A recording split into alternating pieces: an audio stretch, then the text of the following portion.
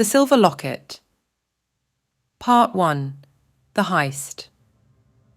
In the quiet town of Riverton, life usually passed without much excitement.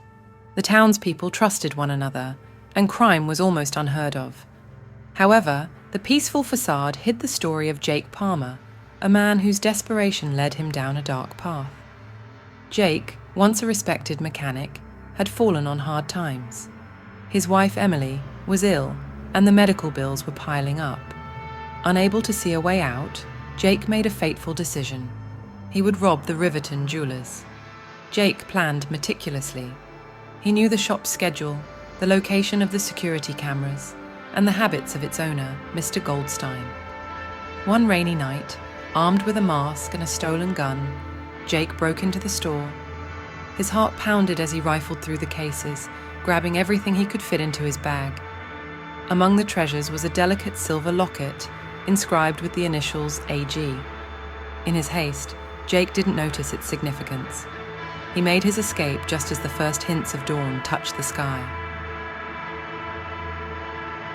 Part 2. The Consequence. The robbery shocked Riverton. The townspeople couldn't believe that someone among them could commit such a crime. Mr. Goldstein was particularly devastated, not because of the monetary loss, but because the silver locket was a cherished family heirloom passed down through generations.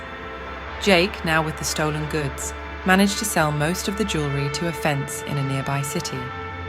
He used the money to pay for Emily's treatment, feeling a twisted sense of relief. However, the guilt gnawed at him. Every time he looked at Emily, he saw the trust of the townspeople he had betrayed. Detective Sarah Miller, a sharp and intuitive investigator, was assigned to the case. She quickly picked up on clues that led her to suspect Jake. She remembered seeing him at the shop several times, talking to Mr. Goldstein, who had always praised Jake's honesty. One evening, as Jake sat by Emily's bedside, Detective Miller knocked on their door. She had come to ask questions, her eyes scanning the room for any signs of the stolen items. Jake's hands trembled, but he managed to stay composed. Part 3. The Redemption.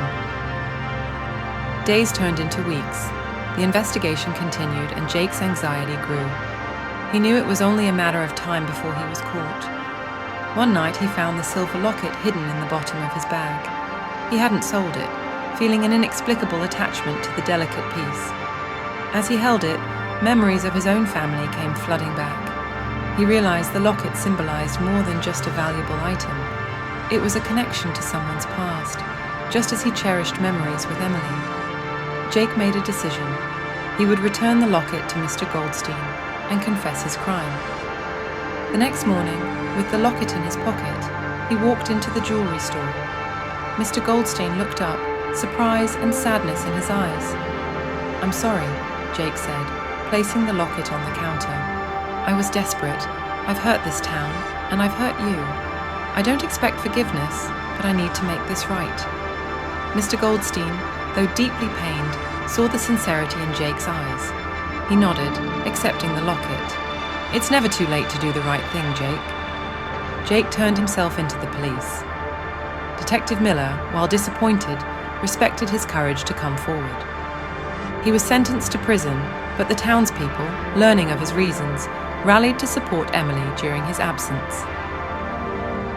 Epilogue. Years later, Jake was released from prison, having paid his debt to society. Riverton had changed, but its spirit remained the same.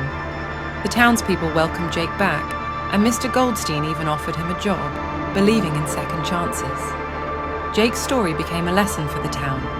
Desperation can lead good people to do bad things, but redemption is always within reach if one has the courage to face their wrongs and strive to make them right.